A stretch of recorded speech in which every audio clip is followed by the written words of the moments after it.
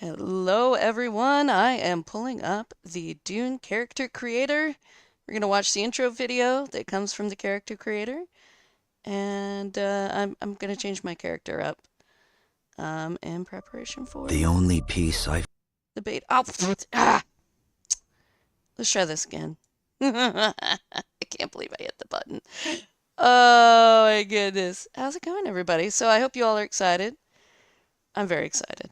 Um, so we're going to go over some of the new information we got from them about this weekend, what to expect. I know I talked about that a little bit on the last video I did, but we're going to go over a little bit more, read everything they put out. So here we go.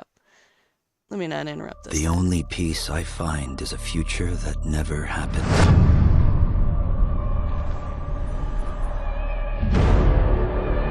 One where I, Paul Atreides, was never born. I created the future until it created me. But I see a narrow way, a path that might have been. What if my mother had obeyed her orders and given birth to a girl? Everything would change. Dr. Yue exposed before his betrayal. A world where my father lives. House Atreides surviving the Battle of Arrakeen. Sardaukar deployed to protect the spice melange. A war of assassins spreading across the planet. Fremen exterminated. No Muad'Dib. No Lisan al-Gaib. No Kwisatz Haderach. All of my visions lead to horror. Except for this one. This one leads to you. Okay, I'm sorry. I'm so excited for this. I hope you guys are too. So we're going to go ahead and I'm going to pull this up. I'm hoping to have some music. We're going to go through some patch notes, or not patch notes, some notes that they've given everybody. So we'll go ahead and pull this up. This is the character I had made. Let's see if we can get a different one. Is there any audio here? There is music, but I don't hear any playing. Wait. Here we go. Okay. Apply. We're gonna go into character creator. I think that's gonna overwrite that, but that's okay. I think I want to try a different character look. There was a couple I was debating between. So we'll pull this up. Approach, prisoner.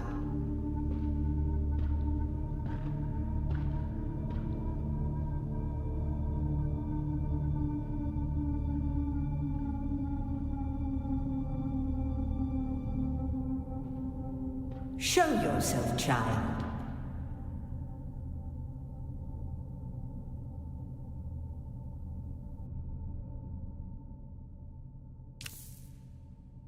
Alright, so we're going to leave this running in the background, and we're going to talk about some of the things they've posted here.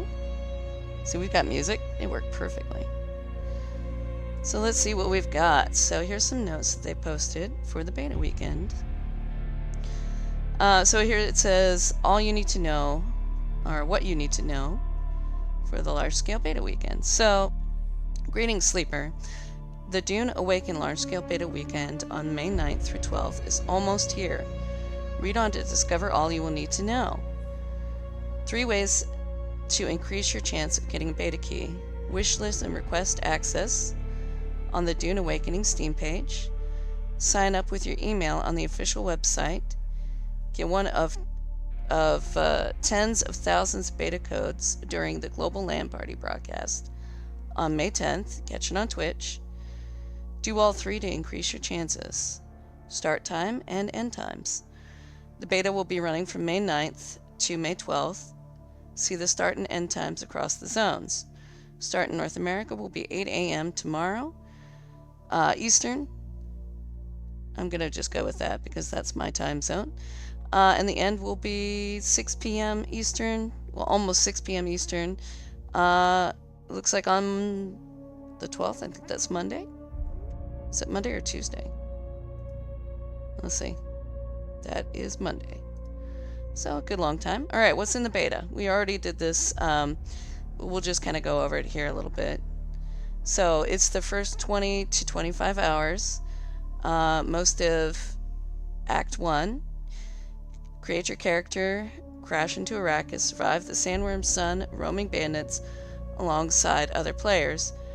Choose which schools of the Imperium you will follow first, then craft a shelter, your first weapon, and sandbike, and venture deeper into the sands. Unlike previous betas, this one has no NDA, meaning you can share any info you want with friends, or even stream the game for all to see. So we will be doing that. So again, I've already done this, but we'll go over it again. So this says first 20 to 25 hours gameplay. Build with the Chome building set. So that, I know there's like if you get the Ultra version, there's another building set. Haga Basin South region. Eastern and Western Vermilius Gap. Vermilius Gap. Parts of Act 1, Sandbike, early to mid-game combat. At launch, this is, everything else, basically. So we've got our requirements. I'm not going to go over those. Alright, so frequently asked questions. We're going to scroll down to this. Will my progress during the beta weekend carry over to launch? No. You have to do a fresh start when the game starts.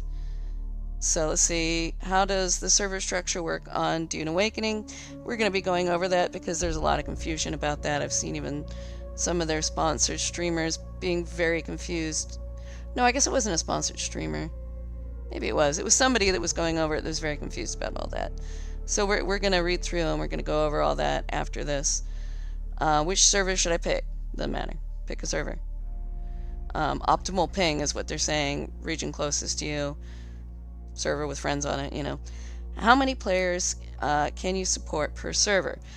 So we should probably get into this on their post about how the servers work. I think that's probably a little bit more important.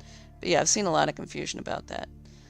How many players can you support for this beta weekend? More than closed beta? Question mark. We will have much more hardware for the beta weekend and launch than we ran. Okay, I read that wrong, excuse me. We will have much more hardware for the beta weekend and launch than we ran on the closed beta. In the closed beta, we have intentionally invited a lot of people while artificially limiting the hardware. So we could stress test our tech and ensure features such as server queues are functional for the beta weekend and launch. What language is Dune Awakening localized in? Yeah, that doesn't matter. We've got French, Italian, Spanish, Japanese, Korean, Polish. Yeah, I'll let you go through that.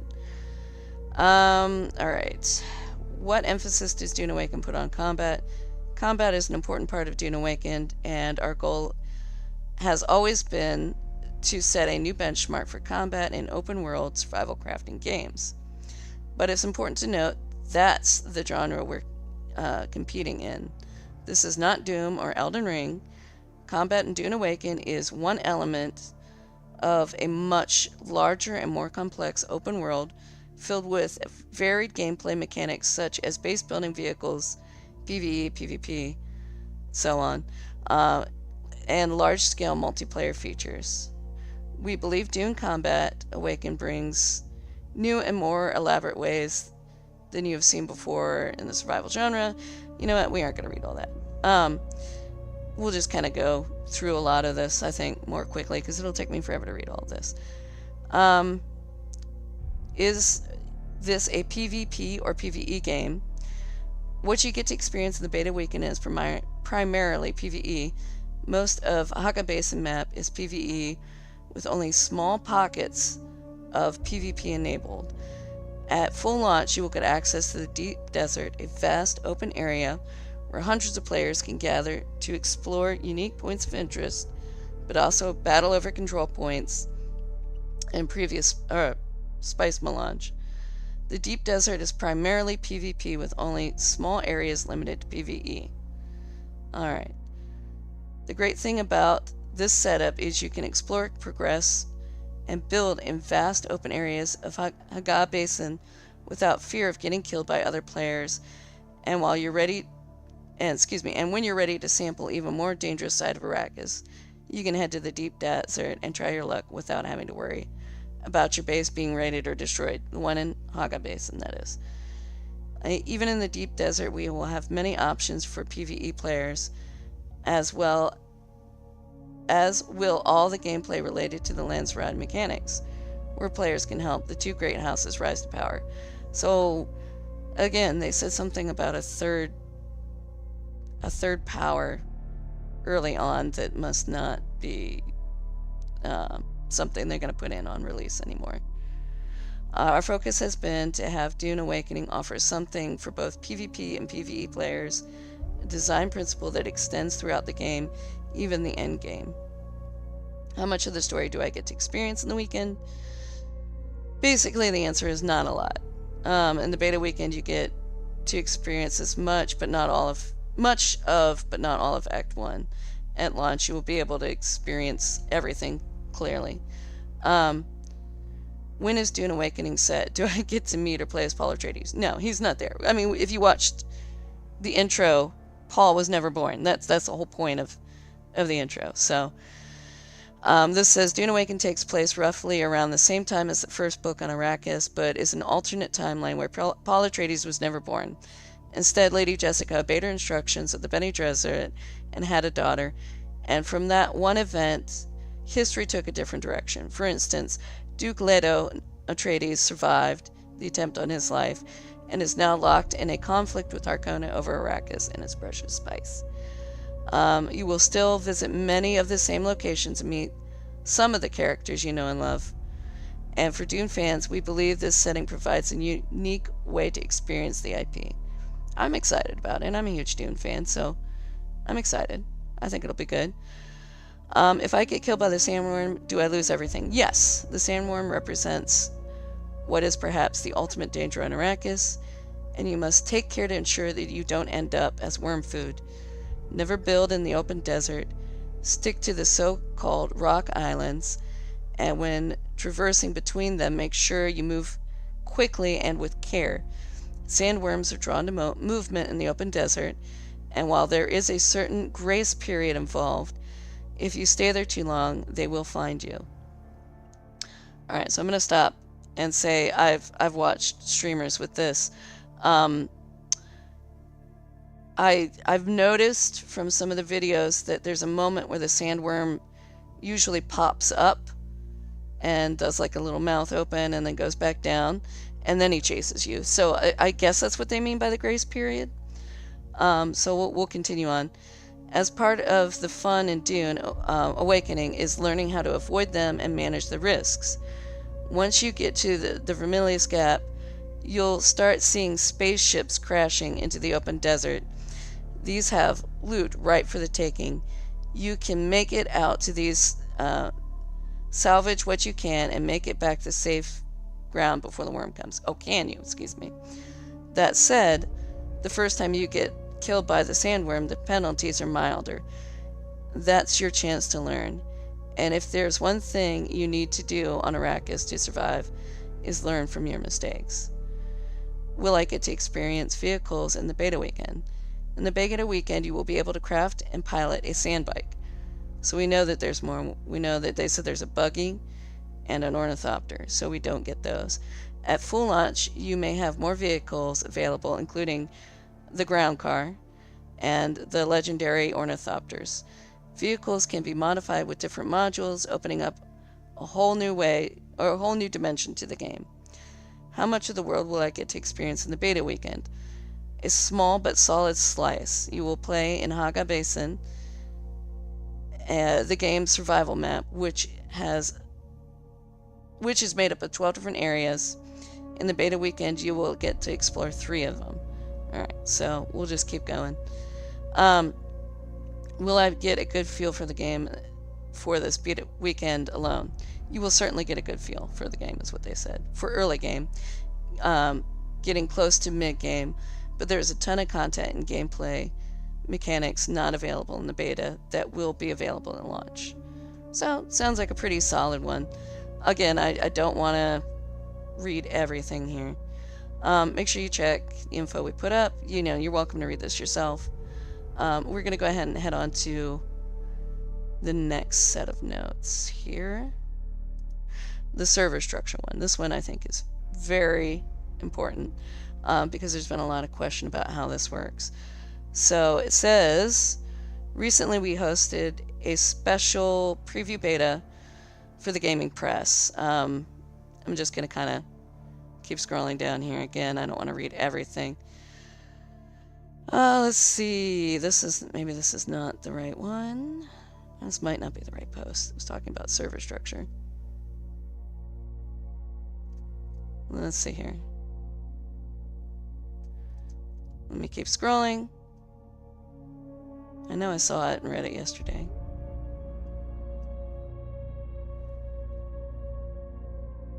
Here we go. Player population and world server structure explained. When you first start playing Dune Awakening, you pick your server that will be your home. Each of these servers belongs to a world, and a world consists of at least 20 servers. So the way I think of it is more like a cluster, from when I am reading this, is you've got like your main server, we'll call it the Great Susie server, and under Susie may have like 20 children, and you'll be playing on one of the child maps, basically. One of Susie's children, basically, in the cluster. That's the best way I can think to explain it. As you play, you will meet and interact with players from other servers in your world. So your main overarching world, Susie. The best way to explain this, how it works, is by looking at how Arrakis is structured. Arrakis is made up of different separate maps, some larger than others. When you move between these maps on the overland map, you move between these maps on the overland map. Here are a few of the main ones. Haga Basin. This is where you start and where you will always return. The server you picked has one Haga Basin map. So if you're on one of Susie's children, that you're like, I don't know, we'll call it Susie, and then there's one of the 20, you will always go back to that Haga Basin. That's your home. It does not instance.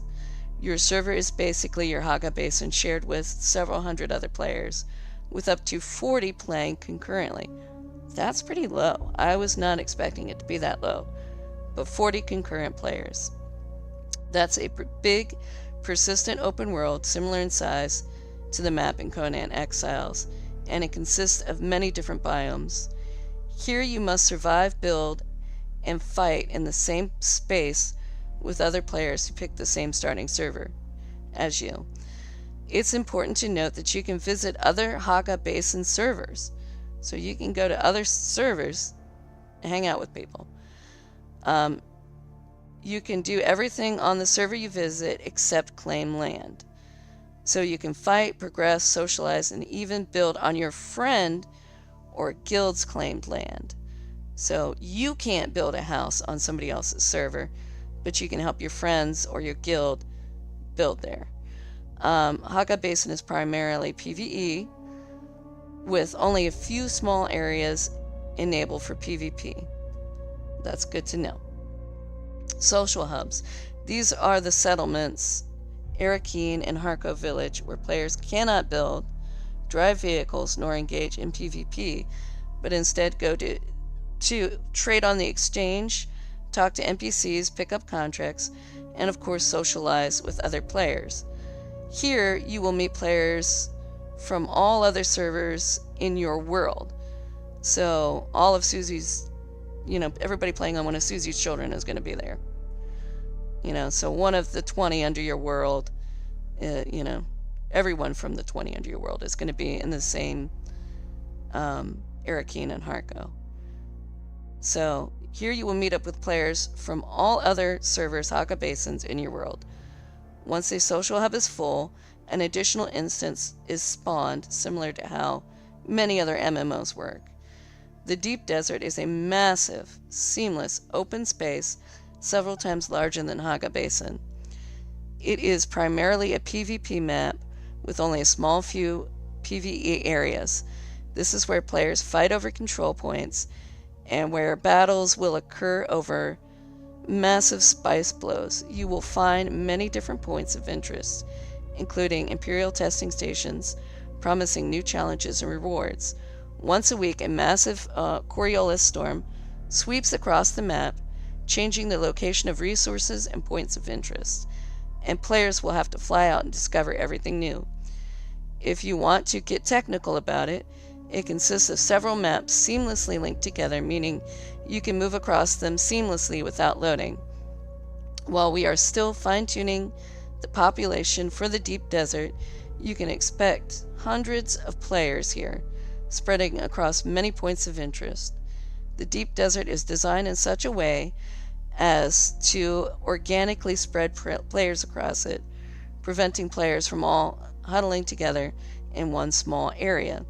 You share one deep desert with other players across servers, Haga basins, in your world. So once you leave your Haga basin, you can meet players from your world, either in the social hubs or the deep desert. Alright, so here we have the overland map, as mentioned above. You can move between all these different maps through the overland. Here you will fly your ornithopter on a top-down representation of the northern hemisphere of Arrakis. You can fly from your Haga basin to shared social hubs in the deep desert. Movement on the overland map costs fuel and costs water. As you fly around, you will see other players from your world who are also flying around. There are other maps as well, but we'll save those for you to discover. This setup gives us incredible flexibility in both how we expand after launch and how we can provide so many different gameplay mechanics. Whereas most other survival games would tie a server to a specific map, and when an expansion launches, you would need to abandon your base/progress on one server to start fresh on a new one. With the new map, we can simply add more maps that you can travel to from the overland map. This allows us to expand the game without ever having to force people to choose between abandoning their home or their progress. It also allows us to create a game that offers a mix of all these different gameplay mechanics. You have land claim and persistent building of bases in Haga Basin. You have large-scale multiplayer with constantly changing worlds in the deep desert, and you have social hubs with all the options they offer. You can move between these, and you can even visit other people's Haga Basin servers to play with them. To put it simply, this is survival on a massive scales. Alright, so this is talking about server queues and all that. We aren't going to worry about that. I think that point right there was very important and needed to be discussed. So we're also going to come down here and take a look. There was some information in the beta FAQ that I think we need to pull up here. Alright, so again, let's take a look at this. It says, how do I get access? And it talks about the ways to get access. When does it start? We know about all that. I requested access on Steam. When will I receive my key? Here you go. This is the important part, because I know everybody is asking, when do I get my key? So it says we will begin rolling out access on Steam once the beta weekend begins on May 9th. That's tomorrow. Beta weekend begins tomorrow, and that is when they are rolling out their keys. To me, that's a little weird. I don't know. I don't know what to say. But hey, you know what? Go for it. Access will be phased in over the course of the weekend. So if you're not selected right away, you may get access over the course of the weekend. So you may get an invite. It may not be Friday. You may not get an invite till Sunday, I guess. So that's weird. But you know what? I guess it allows them to not stress their servers too much. Still a little weird. Um, do people who pre-order the game receive beta access? No. Access to this beta is separate from the pre-order incentives. That's nice, but also, um, yeah, it's nice. As somebody who pre-ordered, there's a part of me that's kind of like, but no, it's good. It's good. Is this large-scale beta under an NDA? No. You will be able to play and share content about the beta freely. This means that you can stream or create videos about that if you wish. What server regions will there be in the beta? And there's a list for you. Will my progression carry over? No, it's not. This is, everything else. These are all self-explanatory or things we've already talked about. This one here, this is why I'm the character creator, not just for the music in the background. Can I import my characters from the character creator and benchmark mode? Yes. Yes, you will. You'll be able to import them. So, good to know, right? So, have fun. Pull up the character creator. I got a little confused because things look different on the page now. In order to find it on Steam, let's see if I can go back to the store page here. On my Steam, you got to scroll down and click this button. This button here. That's how you get your your character creator pulled up. So, yeah, let's go ahead and I'm gonna go ahead and move this back over. Oh yeah, there's some issues and stuff here. We should probably take a look at. So yeah, just note that if you haven't joined the Dune Awakening Discord, join it, and you can find out some issues and all that. So I think, let's see. I don't know. I do like my little Harco chick. I think I kind of went with a very basic, like this default, and modified it a little bit. I do like that look. It's pretty cool, but I think I'm gonna try something different. Yeah, I mean, honestly, I'm almost just kind of okay with a lot of that one there. All right, let's see.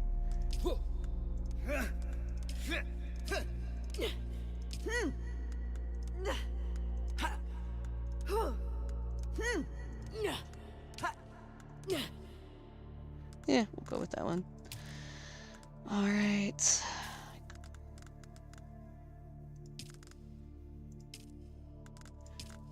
All right. I want to do hair first. Hairstyle. The hairstyle I've been going with for a lot of games. Look at that. I love that. As far as I'm concerned, she's pretty much done. Let me see about the eye color. Yeah. We'll go with that. I don't think I need too much. I think maybe a little makeup. That's about it.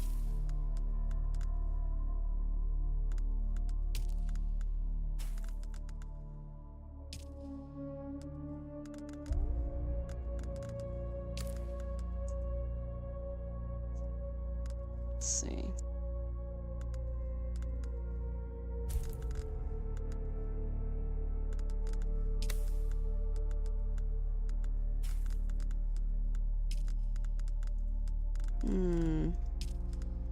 Dear God. That is terrible looking. What can I do? Can I use lipstick strength? That looks weird. Let me see.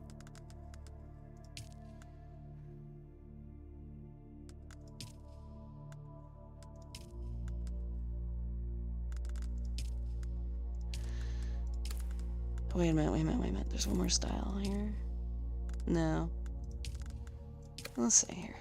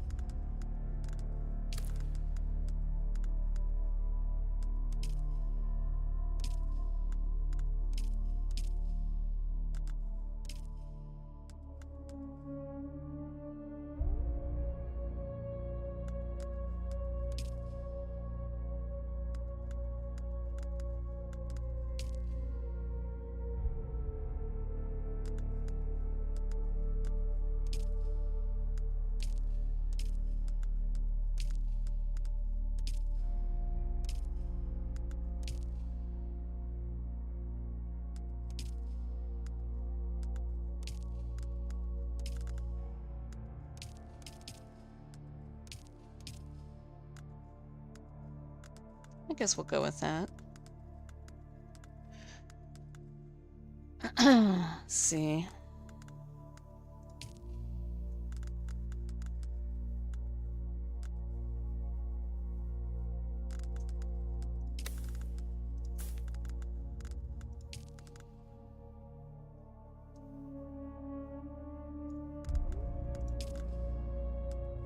Problem is I can't really tell how this is gonna look in the world.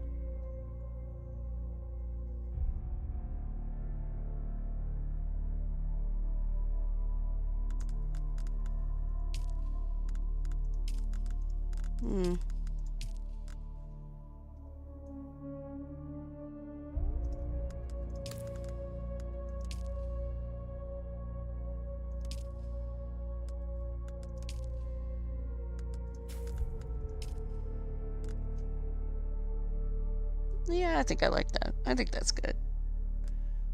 Alright. So let's go ahead and finish character. Yes. Have they told you what I am? Yes. Then I will sift your words for lies. Let's begin. Where were you born? X. The machine world. They skirt dangerously close to breaking the prescriptions of the Butlerian Jihad. Many machines on X. Don't ask me why. The Order of the Always thought it Imperium was is fun. rooted in the Farfreluches. A place for every man, and every man in his place. We should Where be is not your familiar. place? Did you give bad advice? Or make a bad deal? To be close to power is to walk the knife's edge. You had a mentor in your youth, Mentor. trained by Don't pick one a of the mentor. schools. Don't pick Trooper. Who was your mentor? I mean, I guess you can, but it sounds like from like some of the videos I've watched, Trooper is very easy to find, so pick Mentat. You must have been very young. The mind must be prepared, or the training does not take. The test is almost complete. I've spoken truth. Have you spoken truth? Come here. Kneel.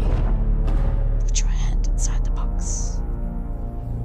Put your hand in the box.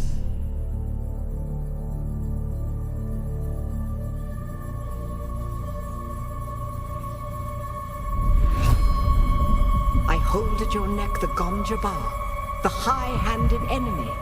Don't pull away or you will die. Great plots are afoot in the Imperium, and the currents of intrigue run deeply. Arrakis is the key, and the Fremen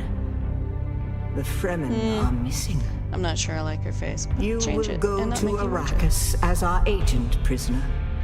You have one task. Find the Fremen. Wake the sleeper. Everything depends on this. Do you understand?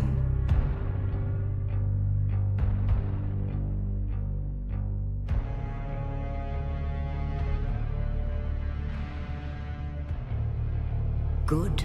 You speak truth. But here is the rest of it. There is only one rule. Keep your hand in the box and live. Withdraw it and die. An animal would gnaw off its own hand to escape the pain. And we can only be served by humans. Find the Fremen. Wake the sleeper. You will know when it is done.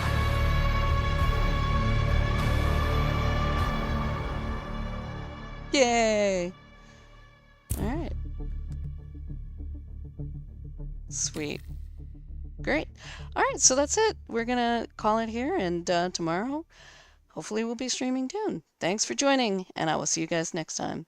Hopefully tomorrow. Bye-bye for now.